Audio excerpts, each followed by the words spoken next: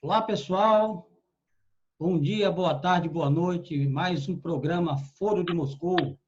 Hoje, terça-feira, eu, jornalista William Robson, acompanhado do meu querido Bruno Barreto, vamos trazer os principais destaques do dia, falar também de política com um convidado especial, especialista, grande especialista no assunto, vamos dizer assim. Vamos colocar nos níveis estratosféricos aí o grande jornalista Carlos Santos, que vai também participar do nosso programa. Antes de mais nada, Bruno, eu também queria ressaltar o avanço no número de inscritos no canal da Agência Moscou, no YouTube, também no Instagram, e pedindo para que todos curtam, compartilhem, se inscrevam no canal, não custa nada, vocês, pelo contrário, eles vão ajudar o programa a propagar esse nosso conteúdo e o jornalismo pela democracia, e, ao mesmo tempo, vai permitir que a gente inicie as transmissões ao vivo mais adiante, não é, Bruno? Exatamente. Para iniciar transmissões ao vivo, são necessários 2 requisitos. Ter 1.000 inscritos e 4.000 horas de conteúdo divulgado em um ano. Se você reunir esses 2 requisitos, você passa a ter condições de fazer as transmissões ao vivo no YouTube. Então, a gente tem que, primeiro, o trabalho mais difícil é atingir 1.000 inscritos. Porque fazer 4.000 horas em um ano só depende da gente. Então, vamos agir para a gente Bruno, chegar lá nesse conteúdo. O Bruno, eu também queria aqui prestigiar a nossa audiência com alguns comentários que o pessoal manda e deixa lá nos vídeos que a gente sobe lá na Agência Moscou. Então, tem aqui o José Lima dizendo: vocês estão no caminho certo, os comentários são pertinentes, Mossoró necessita desse espaço, sucesso. Também tem um comentário, Mansinho Veríssimo, parabéns pelo trabalho, sigam na luta. A Vanessa Santiago falou: boa, vamos descer o Alto do São Manuel. Isso aí foi o comentário relacionado ao filme de Petra Costa do Oscar. Caso ganhasse, eu tinha sugerido a gente descer o Alto, né? Vamos deixar para a próxima vez, Vanessa. Aí tem um comentário aqui de uma pessoa que se identificou como Santos. Não sei porque o Erno quer fazer greve se o PT está no comando do governo. Os outros governadores não prestavam e essa agora presta. E Aqui ele está cobrando, ele está dizendo, não sei porque a UERN não quer fazer greve. Isso, a gente está se referindo aqui àquele material que a gente publicou no caso de Beto. O Lourenço Neto diz: fácil de se fazer uma leitura sobre a questão de Beto, né? Beto diz que o povo quer, ou vocês não querem pagar menos pelos combustíveis. Ainda é sobre aquele relato, aquela campanha que Beto fez para que a Fátima isentasse, né, totalmente, zerasse o ICMS. Aí também tem, Bruno. Sobre isso eu achei legal um negócio que Magnus Alves fez, acabei esquecendo de repercutir, mas Magnus Alves lançou o desafio para Beto fazer campanha para prefeita zerar o IPTU também. Boa ideia, né? Já que a questão é reduzir a carga tributária, né? Então, uma proposta interessante, eu acho que Magno tem razão. O Bruno, então aí eu vou terminar lendo aqui mais uma do Dias Neto. O deputado federal Beto Rosado foi, no mínimo, irresponsável em fazer essa colocação. O mesmo quis aparecer. Então, são essas manifestações da nossa audiência, tem outras também, de edições anteriores, mas a gente quer ver se a gente acompanha mais, faz um acompanhamento mais célere desses comentários, viu, Bruno? Então, vamos começar nosso programa, Bruno, destacando aqui também o material que saiu na coluna do Carlos Santos. Eu vou compartilhar aqui. Compartilhar a tela aqui para vocês.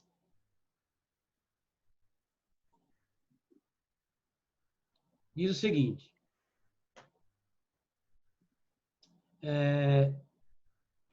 Diz o seguinte. Não está abrindo aqui. Rosalba manda diabético procurar insulina em outro lugar. Parece que a carga de insulina que chegou, o Bruno e Carlos Santos, não foi suficiente, né? Não durou um dia a distribuição, quer dizer, não deu para quem quis, né? Peraí, eu estou chocado. Rosalba fez isso, Carlos? Conta pra gente. Boa tarde, William. Boa tarde, Bruno Barreto. Esse material que eu postei trata, inclusive, da resposta que a prefeita deu ao noticiário de ontem em relação à falta de insulina e insumos básicos para diabéticos. Ela determinou, através dessa nota, ou orientou, que os diabéticos procurassem o governo do Estado, através da USARP, para serem atendidos. Mas ponderou e buscou esclarecer que, novamente, a Prefeitura Municipal de Mossoró não tem culpa pela falta de insulina. Segundo a nota oficial da Prefeitura, a questão da insulina, pelo menos essa nova crise, decorre do aumento na prescrição médica para atendimento a um elenco de diabéticos. Olha, menos de 24 horas iniciada a distribuição dessas insulinas, houve já escassez de uma delas. E hoje de manhã nós já temos informação de que a outra insulina, outra marca de insulina, faltou também. Ou seja, a Prefeitura vai ter que emitir outra nota arranjando outro culpado hoje. É lamentável que isso sistematicamente esteja ocorrendo. E a gente ouve um zum terrível sobre os bastidores dessa situação. Um desses segmentos de questionamento, de tititi, é a ausência dos órgãos fiscalizadores. Eles parecem que não existem em Mossoró. Parece que a legislação brasileira não alcança Mossoró, ou pelo menos os inquilinos da Prefeitura Municipal de Mossoró, os atuais inquilinos, né? Carlos, não alcança Mossoró se for o ERN e Câmara Municipal. Economia de ponta de lenço na Câmara Municipal. Existe um fetiche, né? Agora é estranho que, pelo menos o meu blog, o blog Carlos Santos, já fez incontáveis denúncias, apontou diversas irregularidades, inúmeros indícios de situações, pelo menos passíveis de investigação, e não ocorre nada. Às vezes eu converso com autoridades congêneres em Natal e pessoas muito amigas e que atuam na área, em setores públicos, com papel de investigação, de atender o interesse da coletividade, de fazer cumprir a lei, e essas pessoas, minhas interlocutoras, acham muito estranho o que acontece em Mossoró. É algo surreal. Carlos, eu até pretendo, estou publicando hoje ainda um artigo cujo título será "As insulinas geram uma injeção de realidade para Rosalba". O que você acha? Dá para dizer, na sua opinião, que essa é a pior passagem de Rosalba pela Prefeitura? Eu acredito que sim, mas até discordando, eu diria, talvez do conteúdo que você vai produzir, do título eu já faço uma contestação, porque eu entendo que, a princípio, se for esse o direcionamento da sua abordagem, a prefeita Rosalba não se toca sobre o alcance, a gravidade da sua gestão. Até porque eu acredito que ela se sinta blindada, intocável, e que não terá problema algum, como nunca teve, e que tudo continuará como sempre ocorreu, como sempre existiu, blindada. Eu só não sei por que blindada, não sei que meios ela usa para essa blindagem. A gente às vezes suspeita, né? Mas que tipo de blindagem você fala? Em que aspecto? Olha, existe um elenco de denúncias, não só da minha página, mas da sua página, de outros setores, raríssimos setores da imprensa, sobre a gestão Rosalba Ciarline. Essa sequência interminável de dispensa de licitação, nunca é apurada essa sequência interminável. Esses contratos durante anos e anos para o serviço de limpeza urbana em Mossoró. É algo que fica aquém dos olhos fiscalizadores, dos órgãos que deveriam cumprir esse papel. Eu nem cito a Câmara Municipal, porque a Câmara é um puxadinho do Executivo. Como a prefeita tem uma maioria expressiva, ela faz o que bem entende, orienta, determina e sua bancada cumpre. A bancada inferiorizada, que é da oposição, numericamente inferiorizada, não tem muito o que fazer. Conta também com boa parcela da população, eu diria a expressiva maioria da população, que não acompanha a própria atividade política local, o papel que é cumprido por setores da Câmara Municipal, não acompanha se o Executivo cumpre ou não as obrigações que lhe são pertinentes, se está atendendo ou não as promessas que levantou, que levou em campanha municipal em 2016. Há, na verdade, eu diria, um consórcio de fatores que acaba concorrendo para que Rosalba Ciarline tenha plena segurança de que pode emborcar essa cidade e não vai acontecer, não. Eu queria... Carlos, então, em síntese, no seu entendimento, há uma blindagem de cunho institucional para a prefeita. Se não for institucional, é uma mistura de preguiça e incompetência, né? Que é também grave, né? Porque eu concordo, grave, gravíssimo. Eu vejo que... Olha, Bruno, só para lembrar... O ano passado, a Prefeitura Municipal de Mossoró noticiou que um secretário municipal viajou em férias para a Europa e com uma portaria atestando essas férias dele. A comunicação da Prefeitura divulgou que o custo da viagem do secretário era coberto pela Prefeitura. Isso é legal? Não, né? E daí? Nada, né? Daí nada. Olha, Carlos, a lista... Você recorda agora recentemente esse caso dos cemitérios em Mossoró, venda de túmulos, violação de cadáveres, etc. A gente tem procurado informações sobre esse caso. Eu mesmo busquei informações na assessoria, por exemplo, do Ministério Público em Natal. E, olha, isso só vai aparecer na denúncia, Não tem nome de ninguém. Mas por que não pode ter o nome de ninguém? Eu já estou rouco de procurar essa questão do cemitério. Parece que estão enterrando alguma coisa maior do que cadáveres, né? Eu estou rouco e surdo e estou moco de tanto ouvir cobrança dos leitores nas redes sociais. Até meu amigo Cinquentinha chegou a questionar se eu estava com medo dos fantasmas da prefeitura. Foi bem agressivo comigo. Outro dia no Facebook. Então, assim, a galera não entende que a gente está tentando. Agora, eu não posso chegar aqui e inventar 3, 4 nomes para dizer. Sobre essa questão, eu tenho uma percepção de uma blindagem institucional da prefeita, mas eu noto, e aí tem pesquisa mostrando isso, principalmente realizada ano passado, que a prefeita, ao contrário do que se imagina do senso comum, ela não tem mais o prestígio de antes junto à população. Ela amarga uma avaliação negativa alta da gestão dela.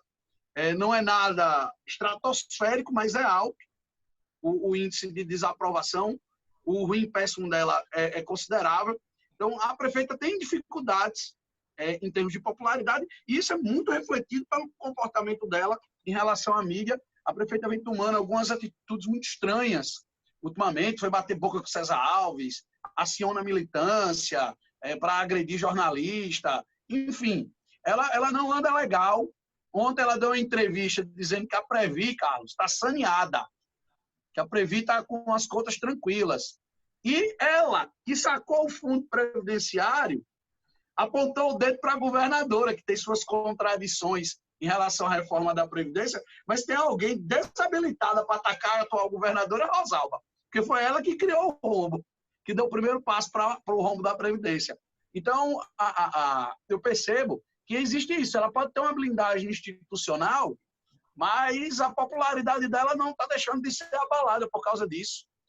Claro, ela tem um eleitorado fiel, 1/3 da cidade vai estar com ela, independente do nível da gestão, mas ela vai ter aí uma das eleições mais difíceis que ela teve nos últimos tempos. E olhe, Não tem adversário ainda definido. Ninguém ainda assumiu a armadura diante de Rosalbista. Olha só, antes de Carlos responder, eu acho que você já deu o mote no próximo assunto que a gente já pode entrar, né? Sobre a questão das eleições. Essa questão da popularidade de Rosalba, né? Se ela ainda é a imbatível candidata, se há digamos, uma articulação que possa vir a derrotá-la nas próximas eleições, e a gente também pode entrar no campo proporcional também. Mas eu acho que essa questão que você colocou, Bruno, o Carlos já pode responder, como está vendo essa questão dela em relação à popularidade, e já pode também emendar com uma articulação da oposição frente a isso.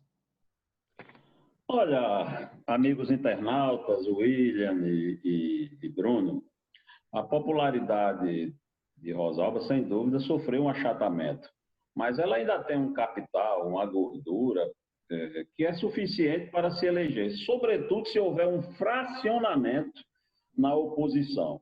Não é o fato de ter 2 ou 3 candidaturas na oposição que vai garantir a reeleição de Rosalba, mas um amplo fracionamento e a ausência de chapa competitiva. Esse é um ângulo de abordagem que eu venho repetindo no Bloco Carlos Santos, e toda vez que sou convidado a participar de conversas políticas na imprensa, eu tenho repetido essa linha de raciocínio. Será, sem sombra de dúvida, uma campanha muito difícil para Rosalba, mas ela ainda tem um capital que, com esse cenário, dá para se reeleger. Mas porque ela é muito precipitado alguém afirmar que ela é uma prefeita em novo mandato em férias. Não creio mesmo. É preciso que também a gente entenda que existem pelo menos 3 campos políticos que a gente pode mapear a partir das últimas eleições, mas principalmente, eu diria especialmente, vamos até seccionar as demais eleições e trazer para o campo atual os números das eleições de 2016.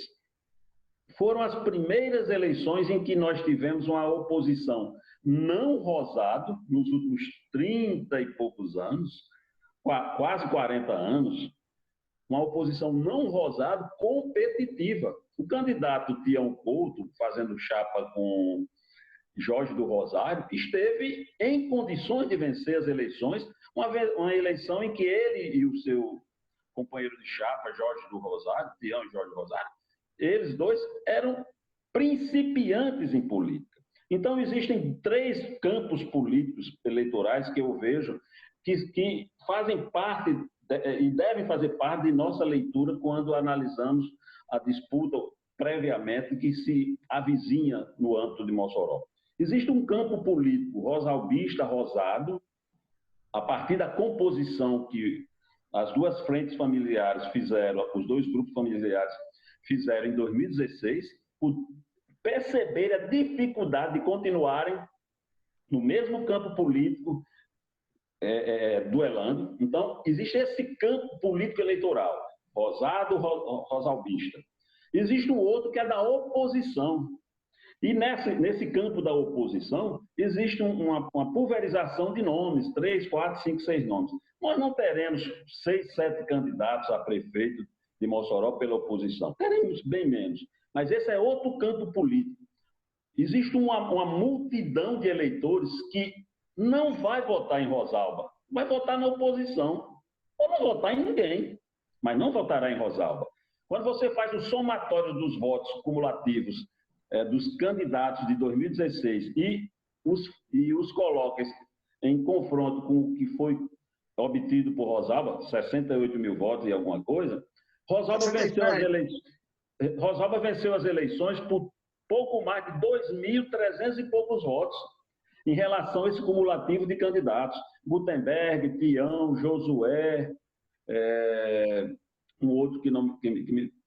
Assim, e o próprio Silveira, Francisco José Júnior, que acabou tendo um somatório de 600 e poucos votos que aos olhos da Justiça Eleitoral, não foram computados. Mas nós, computando esses 600 e poucos votos dados a ele, nós teremos a diferença pró-Rosalba de 2.300 e poucos votos. Então, esses são os 2 campos políticos mais visíveis.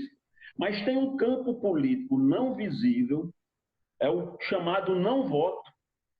Mais de 35 mil eleitores de Mossoró, naquele ano, 2016, não votaram em ninguém. Não fizeram escolha nem por Rosalba, nem por Tião, nem por Josué, nem por Gutenberg, nem por Francisco José Júnior. Uma boa parcela não quis votar, cerca de 22 mil eleitores, cerca de 9 mil anulou o voto, e 3 mil, me parece, enfim, somando mais de 35 mil votos, é voto em branco. Para onde irá essa multidão? Que meios serão utilizados para tentar convencê-la a participar ativamente das eleições, fazendo escolha pró-Rosalba ou pró qualquer um adversário na oposição? Então, são 3 campos político-eleitorais que nós precisamos enxergar para analisar com maior frieza, com maior visão técnica, a disputa que se avizinha. Nitidamente há um favorito, é Rosalba Ciarline, mas claramente também não é tão confortável assim o seu capital. Ela pode enfrentar, por exemplo, um fenômeno que caracterizou Larissa Rosado durante as pelejas eleitorais dela. Ela foi derrotada 4 vezes nas eleições municipais, sempre partindo na frente como nome favorito, muito forte, e tudo para crescer, para ganhar, etc. E atrofiando dentro da própria campanha e na reta final. O exemplo mais patente, nós lembramos, 2012. Era o nome dado como certo, perdeu as eleições na reta final. Então, não há esse conforto, repito, de Rosalba Ciarline. Há um favoritismo. Eu entendo o favoritismo dela, porque ela tem uma vantagem que nenhum outro tem. Ela é conhecida 100% na cidade, os outros não são conhecidos 100% na cidade. Ela tem um eleitorado fixo, aquele eleitorado fiel, que vai votar nela, independente do desempenho administrativo, e uma experiência de condução de campanha, através do marido dela, Carlos Augusto, principalmente, que vai muito além dos demais. Os demais são todos novatos. Os demais não têm experiência de conduzir uma disputa majoritária. Acrescente também toda uma estrutura pública. Rosalba vai colocar, por exemplo, aí, talvez 1.500 servidores terceirizados na rua.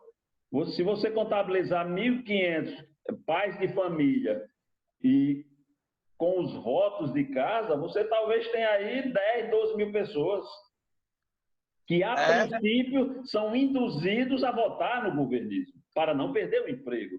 O que é, claro, um discurso de puro farisaísmo, né? Puro sofisma, a gente sabe, mas faz parte dessa mentalidade, dessa cultura política local, onde as relações entre poder público e eleitor, sobretudo o eleitor menos abastado, menos favorecido, é sempre uma relação muito promíscua, né?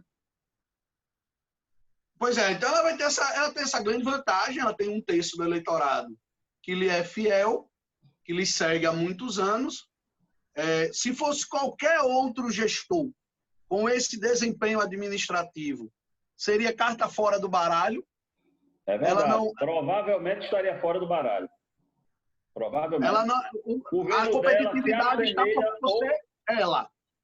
O governo de Rosalba hoje se assemelha ou já é pior do que o foi de Francisco José Júnior. Mas ela é Rosado, tem uma larga experiência, tem um conjunto de mandatos consideráveis, 4 vezes prefeita, senadora, governadora, tem uma retaguarda política muito profissional, aguerrida e que não mede distância nem limites para vencer, e tem, além disso que você falou, e eu vou reiterar o que eu já tinha pontuado, uma estrutura pública que é um mastodonte. Você tem uma máquina pública realmente muito robusta, que não tem como não usar, né? E eles sabem fazer isso muito bem, a gente sabe disso. Será uma campanha eleitoral difícil, e quem antecipa a dificuldade não sou eu nessa análise, mas a própria prefeita, quando terminaram as eleições de 2018, e seu filho não foi eleito vice-governador, 2, 3 dias depois, ela já estava na periferia, abraçada com o menino remelento, botando os pés dentro de lama, entrando em casa, tomando café, abraçando um, abraçando o outro, sabendo que precisaria reverter o jogo. Terminou o ano passado com reprovação da sua administração e imagem pessoal. Rosalba vem há 3 anos seguidos, terminando o período de gestão de cada ano com reprovação administrativa. Uma situação que praticamente ela nunca enfrentou na Prefeitura Municipal de Mossoró, nas gestões anteriores. Em relação ao governo do Estado, não. Que ela, inclusive, ficou inabilitada de ser candidata. Mas na Prefeitura Municipal de Mossoró é uma situação nova. Recorde-me, Bruno, William, internautas, que ano passado, em abril, uma pesquisa da Seta, que você inclusive publicou, Bruno, no seu blog, o blog do Barreto, em que ela aparecia apontada por 60% dos ouvidos como uma pessoa mentirosa. Uma pessoa que o eleitor não acreditava. E esse quadro não modificou. Rosalba continua com dificuldade de falar a verdade, digamos assim. E nós temos um episódio, vários episódios, são muitos, de apropriação de iniciativas.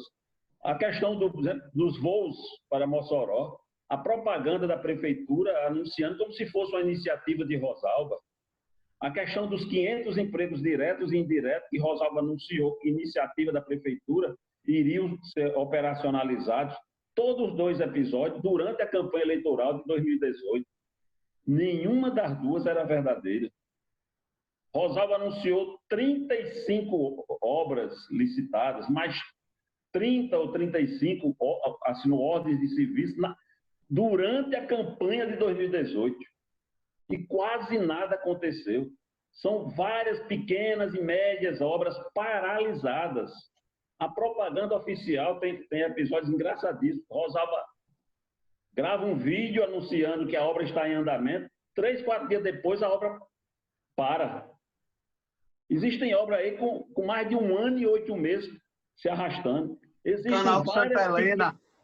Existem várias pequenas obras que Rosalba iniciou antes da campanha de 2018 e já vai entrar na campanha de 2020. Ou seja, a mesma obra servindo de peça de propaganda para 2 campanhas eleitorais.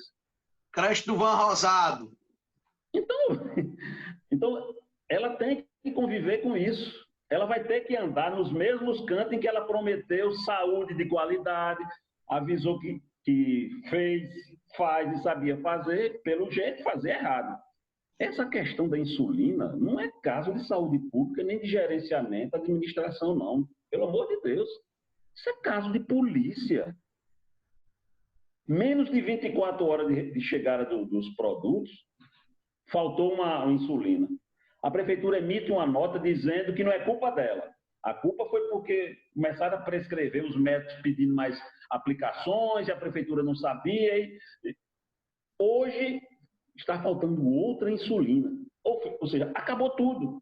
E o público não foi satisfatoriamente atendido. A demanda não foi atendida. Você imaginou isso num governo não rosado? Não rosado. Não estava se acabando. Como estariam as redes sociais hoje? Inflamadas. Eu tenho arquivado para minhas consultas dezenas, centenas e milhares de páginas, vários prints daquela época. E às vezes eu confronto, hoje, vejo pessoas que estão se matando defendendo, sempre conseguindo um discurso para justificar o que está ocorrendo. E há 3 anos e pouco estavam massacrando o ex-prefeito por situações até inferiores a essa.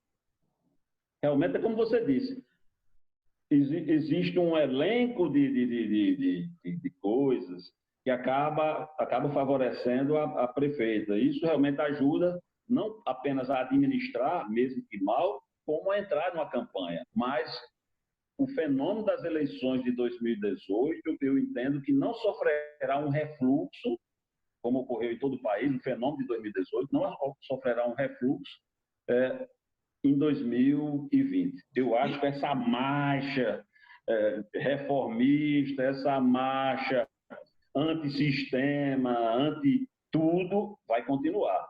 E Rosalba Ciarline sabe disso, o seu grupo sabe disso, tem se cuidado, tem buscado meios para sobreviver. Não é fácil. Mesmo com a oposição não profissional, nenhum dos pré-candidatos, a princípio, nenhum dos pré-candidatos da oposição pode ser classificado como político profissional.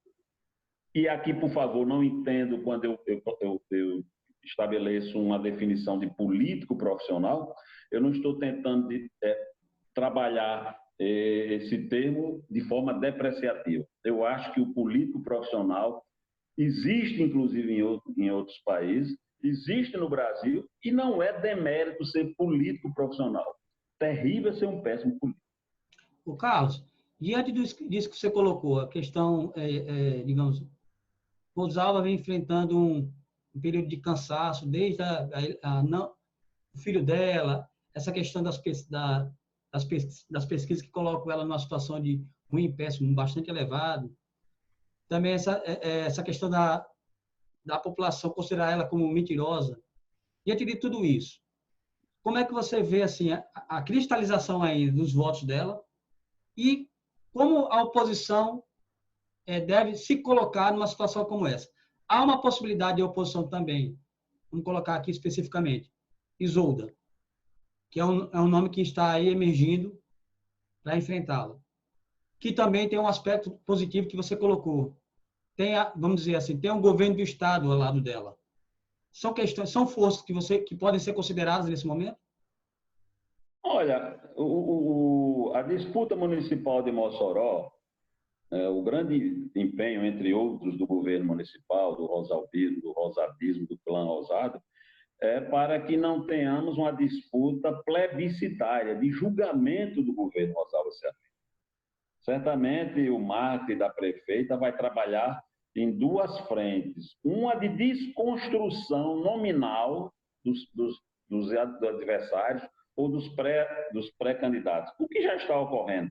É só você observar nas redes sociais que há um trabalho sistemático, né, de páginas apócrifas. Né? Nós já tivemos o Paulo Doido do passado, mas nós temos uns doidos atuais também, trabalhando por trás de páginas anônimas, né? Inclusive com equipe da própria prefeitura por trás, atuando, escrevendo, produzindo, espalhando material. Então, isso é uma estratégia que está sendo já utilizada para desconstrução, para desqualificação, né, dos potenciais adversários, de nomes próximos a esses potenciais adversários. É uma estratégia. A campanha municipal, não apenas aqui o nome de Isolda, mas qualquer outro nome que seja colocado, ela será uma campanha divisora de águas, não tenho dúvida. Agora, para o grupo Rosado, para o grupo oligárquico Rosado, para o clã Rosado, para o grupo da prefeita Rosalba Ciarline, é uma campanha decisiva. Desses nomes que estão colocados, é o único que não pode perder. Qualquer outro adversário pode perder.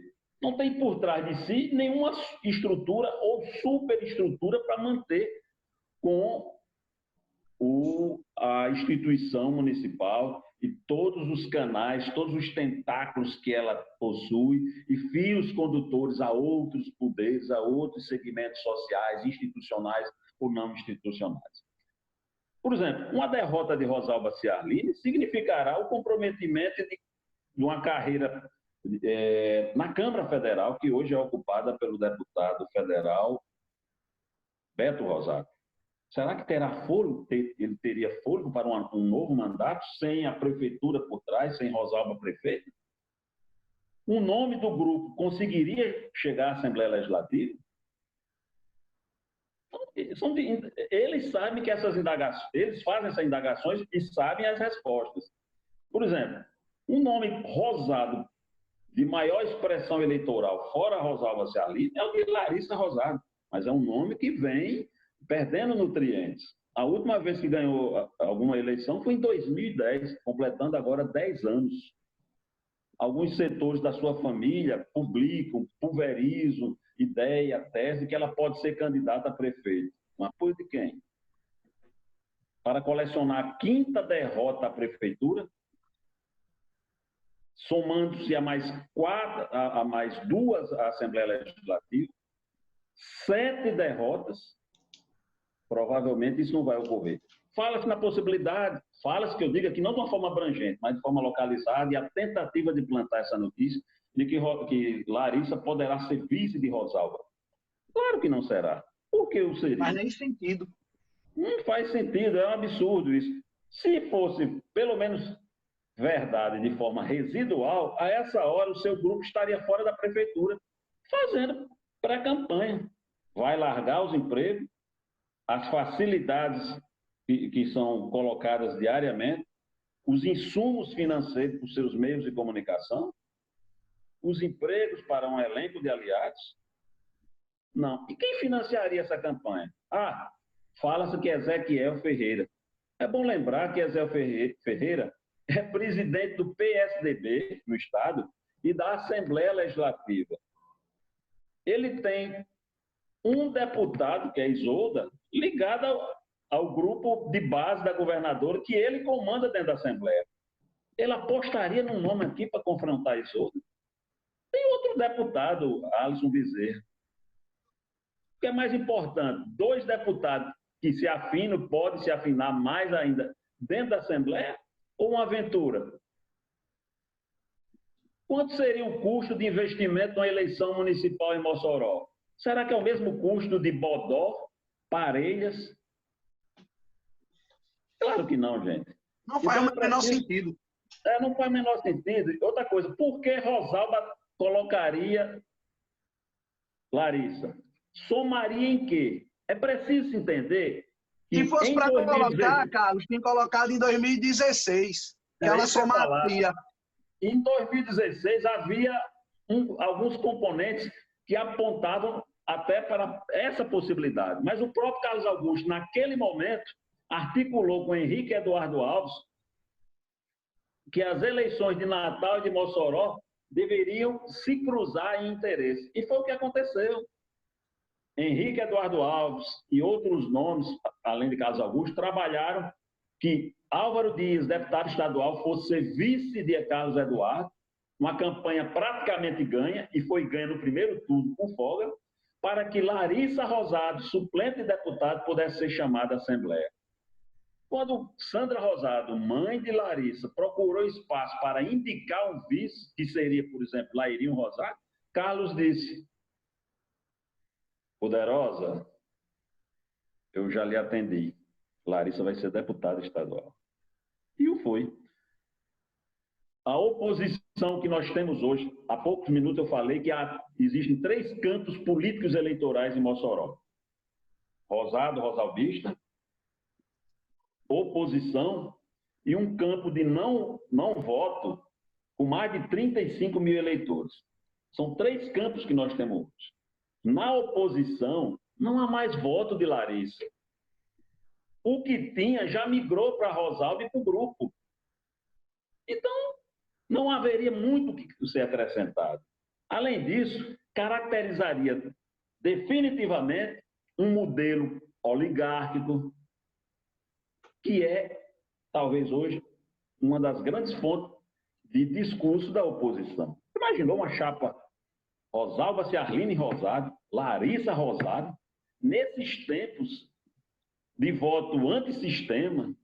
Realmente, Carlos Augusto Rosado, que é um líder, o líder do rosalvismo, é um homem inteligente, que conduziu o seu grupo desde o início dos anos 80, com enorme sapiência, claro, em alguns momentos errando, todos erram. Será que cometeria esse erro? Poderia existir uma desistência de Carlos Augusto dessa linha de raciocínio se ele fosse desistir da política, ele e a mulher. Se assim o fosse, então tudo bem. Chama Larissa, a gente daqui a 2, 3 anos abandona a política, vai embora para a Alemanha, cuidar de interesses familiares, negócios que possam ter, e vocês ficam aí com a política. Já deu o que tinha que dar. Não é isso que eu vejo, não é isso que eu ouço, e não é da natureza nem de Carlos, nem de Rosalba. E, sobretudo de Rosalba, que é um bicho político que cresce muito dentro das campanhas. Carlos, para a gente encerrar aqui, só lembrando que antes das eleições Nas eleições de 2016, o rosalbismo se deu ao luxo de botar uma ilustre desconhecida na vaga de vice. Porque tinha alguém que caiu de paraquedas na política. Olha, ela era tão por fora, Carlos, da política, não querendo me achar, mas para deleite dos que acham que eu me acho, eu fui entrevistá-la na convenção, ela perguntou meu nome. Diga, não é porque ela tem que saber quem é, mas alguém que acompanha a política, acompanha o noticiário, ia saber. Quem era eu, porque eu fui apresentador do Observador Político, que era um programa altamente tradicional, que quem gosta de política em Mossoró assiste, e eu trabalhava na TCM, depois que era a maior, principal emissora de TV da cidade. E ela foi me dar entrevista e perguntou meu nome. Ou seja, ela não acompanhava porra nenhuma de política. Ela não acompanhava o noticiário. Então, assim, ela caiu de paraquedas na política, literalmente. E hoje eles precisam encontrar um vice. Esse ano, né? Provavelmente será candidato a vereador. E hoje o rosalbismo precisa encontrar alguém que reforce a chapa. Outra coisa que eu queria aproveitar aí, nisso aí que vocês estão falando, principalmente a probabilidade na ela ser candidata a vereadora. Como fica agora a configuração da Câmara? Como você, vamos assim, as suas perspectivas, Carlos, da configuração da Câmara, depois dessas mudanças na legislação, que não há mais coligação na proporcional? Os partidos, de certa forma, os mais orgânicos tendem a ser mais favorecidos, vai haver formação de chapão mesmo? Como é que você vê? Olha, eu estou nisso há mais de 30 anos, estudando, analisando, vivendo, atuando também em marketing eleitoral, consultoria, etc. Na prévia das eleições de 2018, o trabalho que eu escrevi no blog Carlos Santos, os comentários que eu fiz em rádio, jornais impressos, televisão e outras mídias sobre as perspectivas das urnas naquele ano, eu apontava que haveria uma mudança considerável. Mas, infelizmente, eu dizia sempre, não será na dimensão que eu entendo como importante, não haverá grandes ou maiores surpresas. E eu errei. Então, eu quero antecipar ao meu comentário sobre a sua abordagem a admissão de que eu erro, não sou dono da verdade, é bom errar, é bom aprender, mas observem bem, nós tivemos a maior mudança no Congresso Nacional de todos os tempos. Câmara Federal, a chamada Baixa Câmara, e Senado, a chamada Alta Câmara. Nós tivemos uma tsunami que tirou do poder, de mandatos, gente do Nordeste ao Rio Grande do Sul, ao Norte, gente com peso político há décadas. Em relação ao que possa ocorrer quanto à Câmara Municipal de Mossoró, é uma grande incógnita, uma grande interrogação, porque nós vamos viver uma experiência nova, William, Bruno Barreto e internauta. A experiência de que cada partido deverá brigar para fazer pelo menos um vereador. Nós temos 30 e tantos partidos. Nós temos uma bancada hoje do governo de 14 vereadores. A dificuldade de acomodar esses 14 vereadores é enorme. Num passado mais remoto, o que nós assistimos e testemunhávamos em Mossoró era o seguinte: uma liderança política, um exemplo aqui de Ivan Rosário, que foi uma das grandes lideranças políticas de Mossoró, escolhia quem era o candidato a prefeito, dizia quem ia ser o vice e como seria a chapa vereador. E ninguém contestava. Nós chegamos a um tempo, isso não é hoje, mas eu diria que nas últimas 4, isso num processo evolutivo, 4, 5, 6 eleições municipais, foram surgindo nomes e mais nomes com um trabalho de organização partidária, de formatação de nominata, de liderança de legendas, e esse fenômeno tem se fortalecido. É também uma prova de enfraquecimento das grandes lideranças políticas de Mossoró, que antes pegavam 5, 6 partidos, diziam: William Robson, você vai liderar o PS não sei o quê. Carlos Santos, você vai presidir o partido tal. E elas não estão conseguindo fazer isso. Hoje elas não conseguem mais. Existem algumas lideranças, nomes importantes da política de Mossoró, que estão indo a reboque. A maioria dos vereadores governistas hoje não sabe nem para onde vai. Em que partido estará? Eu acrescento da oposição também. Na oposição também, mas o prejuízo maior que a gente faz uma análise aqui integrar partido com vereador. Ninguém quer integrar partido que tem vereador. Pois é, a grande maioria dos partidos, inclusive comandadas por pessoas de menor expressão política, gente que nem, nunca teve mandato, é fechado. Não aceita vereador. Não aceita. Então, para onde irão esses 14 vereadores do governo? Há uma possibilidade o governo tem hoje uns 3, 4 partidos já com eles, que ele controla direto e indiretamente, fazer um chapão. Há essa possibilidade. 4, 5 vereadores aqui, 4, 5 vereadores aqui. Mas um grande problema, quem vai ser esteira?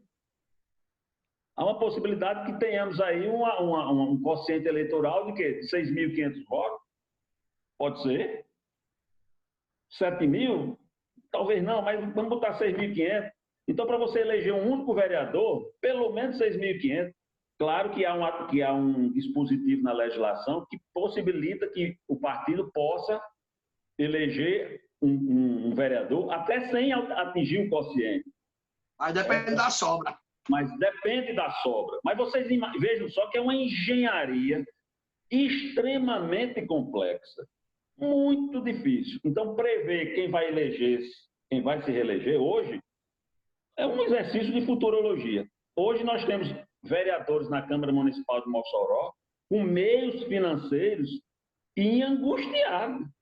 Não sabe como, não sabe nem de que partido estará. Essa experiência Agora, nova. Isso também é fruto do amadorismo político de alguns que têm partido na mão e não souberam organizar o partido. Não buscaram atrair lideranças, não buscaram acomodar, não entenderam que precisava fazer uma política orgânica. A grande maioria faz política à moda antiga mal. E não percebeu que está existindo um elenco de mudanças obrigando cada vereador desse a se adaptar. Você tem um partido e espera, faltando 3, 4 meses, organizá-lo. Aí ninguém quer ir para o seu partido porque, não, eu vou fazer esteira para você ser eleito. Muito difícil. Então, hoje, cada partido é um mundo próprio. As disputas não são mais entre A e B do lado de fora. É interna. Tem partido que está sendo organizado e quem organiza já estabeleceu como meta. Só aceita pré-candidato com estimativa de ter, no máximo, 200, 300 votos. Se aparecer uma pessoa que ele calcule, estime, faça um levantamento que possa ter 500 votos, ele não quer no partido. Então, todos esses vereadores que aí estão têm potencial de bem mais votos. E ninguém quer. O governismo está priorizando o quê? A reeleição de Rosalba.